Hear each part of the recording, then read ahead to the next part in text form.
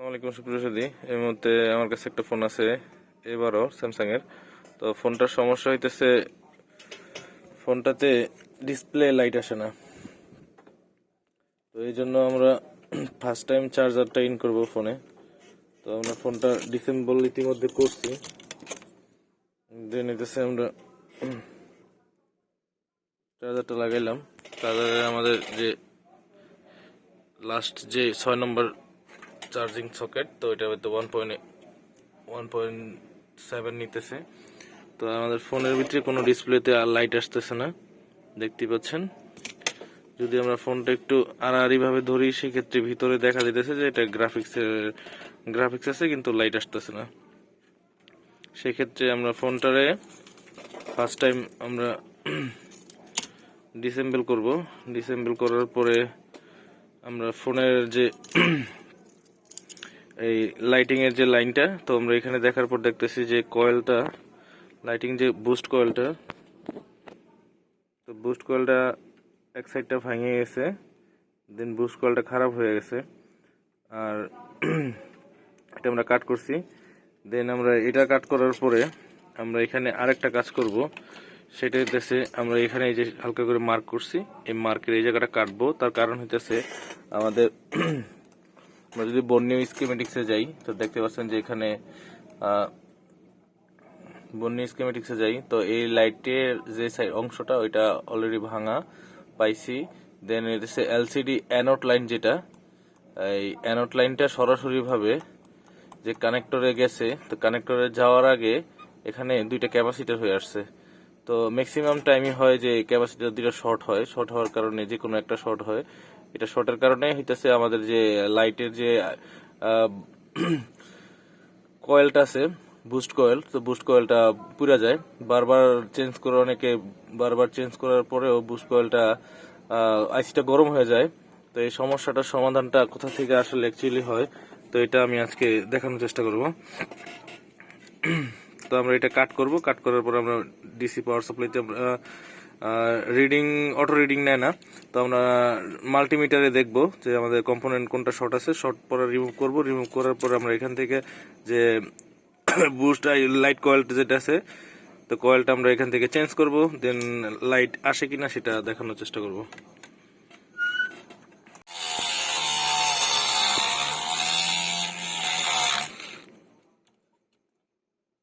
এখান থেকে আমরা ফার্স্ট টাইম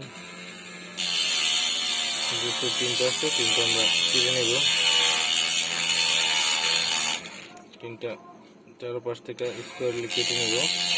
আমরা যতটুকু সমস্যা আছে ওই সমস্যাটুকুর ভিতরে আমরা কাজ করার চেষ্টা করবো। তো বাকি যে তিনটা আছে ওই তিনটা আমরা কাটার চেষ্টা করবো না।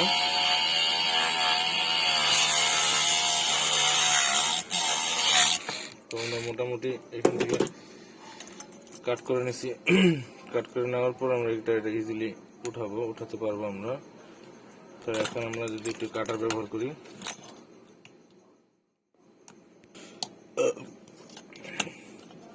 তো এখানে দুইটা ক্যাপাসিটার আছে। তো আমি বর্নিও স্কিমেটিক্স আপনাদের দেখাইলাম।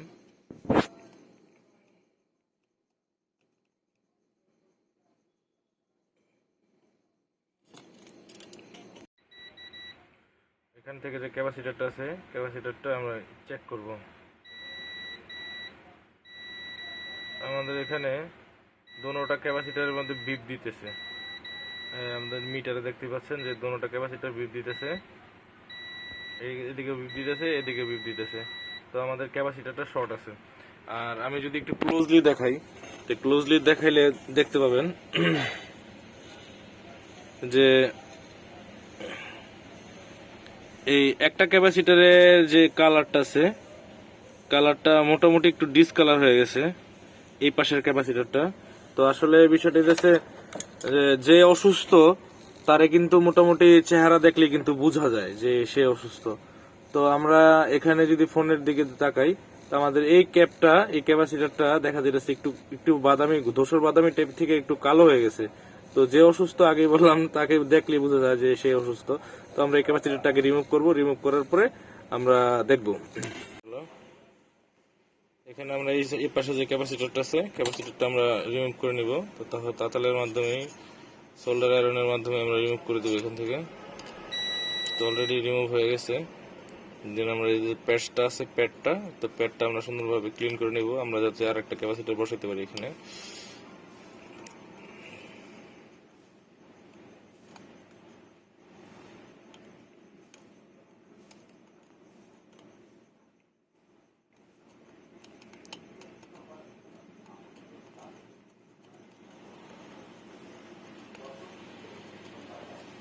তো আমরা মোটামুটি ভাবে এখানে ক্লিন করা শেষ। তো এখন আমরা দেখবো আমাদের যে শর্টটা ছিল, দুইটা ক্যাপাসিটারের শর্ট ছিল, তো এখানে শর্টটা আছে কিনা। আমরা মিটারটা চালু করছি, আমরা মিটারে কন্টিনিউটি মোডে রাখছি। তো কন্টিনিউটি মোডে রাখার পরে এখান থেকে আমরা আবার মাপবো। আমাদের যে ফার্স্ট ক্যাপাসিটারটা ছিল ওইটা কিন্তু শর্ট ছিল, তো সেকেন্ড ক্যাপাসিটারটা কিন্তু ভালো। হ্যাঁ, এই যে দেখেন, আমি যদি আর একটু ক্লোজলি দেখাই, আমি এই ক্যাপাসিটারটা রিমুভ করছি। এখানে আমি একটা ক্যাপাসিটার রিমুভ করছি।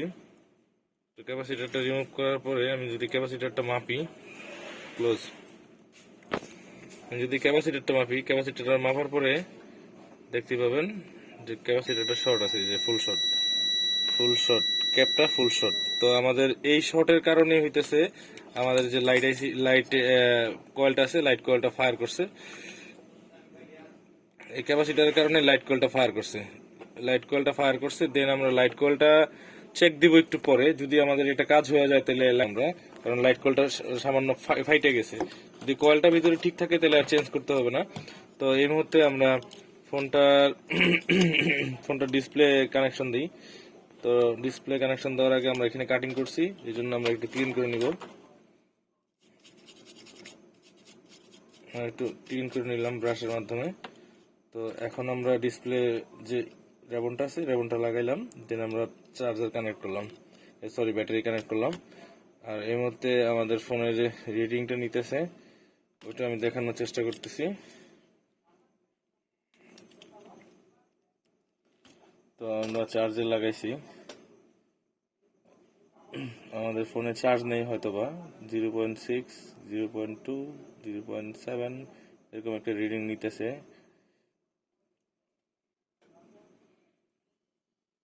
তো আমাদের ফোনটা ভাইব্রেট করছে, কিন্তু ডিসপ্লেতে কিন্তু আলো আসেনি এখনো পর্যন্ত। তো এটা আলো আসবে না, তার কারণ হইতেছে আমাদের এখানে লাইট কয়েলটা চেঞ্জ করতে হবে। তো আমরা এখানে লাইট কয়েলটা উঠাবো। লাইট কয়েলটা উঠানোর পরে লাইট কয়েল আমরা নতুন একটা এখানে ইনস্টল করব। তো এখান থেকে আমরা লাইট কয়েলটা উঠাবো। দেন আমরা লাইট কয়েলটা ওঠানোর আগে আমাদের যে সিপিইউর পোর্শনটা আছে, সিপিইউর পোর্শনটাতে আমরা একটা হালকা কিছু দিয়া ঢাইকা নেব। ঢাইকা নেওয়ার পরে আমাদের সিপিইউতে যাতে সরাসরিভাবে হিটটা না লাগে, তো আমরা এখান থেকে লাইট কয়েলটা চেঞ্জ করে দেব। লাইটের বুস্ট কয়েলটা আমরা এখান থেকে লাইটের বুস্ট কয়েলটা উঠাই নিলাম। দেন আমরা হালকা করে এখান থেকে মেকানিকের যে পিভিটি পেস্ট আছে, পিভিটি পেস্টটা আমরা হালকা করে এখান থেকে একটু ইনজেক্ট করে নেব। ইনজেক্ট করে নেওয়ার কারণ হইতেছে যে আমাদের পরবর্তী যে লাইট কয়েলটা আছে, পরবর্তী লাইট কয়েলটা যেন আমরা খুব ইজিলি এখানে বসে যায়, সেই জন্য। তো আমরা একটু রিসোল্ডার করে নিলাম। তো রিসোল্ডার করার পরে আমরা এই লাইট কয়েলটা আমরা চেঞ্জ করব। পরবর্তী থেকে কালেক্ট করছি। তো কালেক্ট করার পরে আমরা লাইট কয়েলটাকে সরাসরিভাবে এখানে ইনস্টল করব।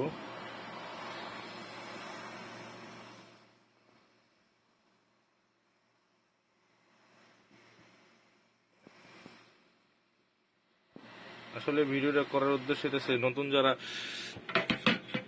আমাদের এই মোবাইল পেশায় জড়িত তাদের জন্য যেন ভিডিওটা একটু হেল্পফুল হয়, এই জন্য আর কি ভিডিওটা করা। কারণ আমি বিগিনারদের জন্য ভিডিও করি না, সেটা জানেন আপনারা হয়তোবা। আর এই মুহূর্তে আমাদের লাইটের যে কয়েলটা আছে, কয়েলটা আমাদের বসানো কমপ্লিট। দেন আমরা ফোনে এখন মাদারবোর্ডটা ইন করবো। আগে মাদারবোর্ডটা কুল করতে হবে একটু। তো কোল্ড হওয়ার পরেই আমরা ফোনে ব্যাটারি কানেকশন দিব, তার আগে না। তো মোটামুটি ভাবে আমাদের এখানে মাদারবোর্ডটা ঠান্ডা হয়ে গেছে। দেন আমরা এখানে ব্যাটারি কানেকশন লাগাইলাম, দেন চার্জার লাগাইলাম। আমাদের এখানে এম্পিয়ার নিতেছে না, অলরেডি দেখতে পাচ্ছেন যে আমাদের এখানে চার্জিং এর লোগো চলে আসছে। তো আমাদের লাইটের যে সমস্যাটা ছিল, মূলত সমস্যা ছিল একটা ক্যাপ থেকে। এই ক্যাপটা খারাপ হওয়ার পরে, এই ক্যাপাসিটরটা খারাপ হওয়ার পরেই আমাদের ফোনটার যে লাইটিং কয়েলটা আছে, কয়েলটারে শর্ট করে ফেলে, কয়েলের যে ভ্যালু ছিল ভ্যালুটা নষ্ট করে ফেলে। তো আমরা কয়েল চেঞ্জ করছি, দেন ক্যাপাসিটরটা আমরা এখান থেকে চেঞ্জ করে দিছি। দেন আমাদের ফোনটা কিন্তু অলরেডি চার্জিং এর লোগো চলে আসছে।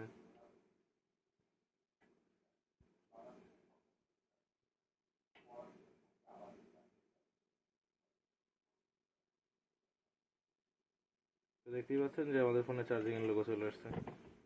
তো এইটার মাধ্যমে আমি খুব ইজিলি একটা সলিউশন, তো যারা আমরা মোবাইলের লাইনে আছি, যারা রিপেয়ারের লাইনে আছি, তাদের এই ভিডিওটা দেখলে হয়তো বা হেল্পফুল হবে। এই জন্য আমি ভিডিওটা করা, যে কোনো লাইটিং আইসির যে কাজগুলো আছে, আপনারা যদি বর্নিং স্কিমেটিক ভালোভাবে বোঝেন, তাইলে আমি বলবো যে হার্ডওয়্যারের কাজটা একেবারে টোটালি ডিফারেন্ট, আপনার কাছে একবারে নতুন মনে হবে, প্লাস ইজি মনে হবে। তো ফার্স্ট অফ অল আমি আবারও আপনাকে বোঝানোর চেষ্টা করতেছি যে এখানে যে কয়েলটা ছিল, এই কয়েলটা সরাসরি ভাবে এখান থেকে এখান অব্দি ভাঙা ছিল।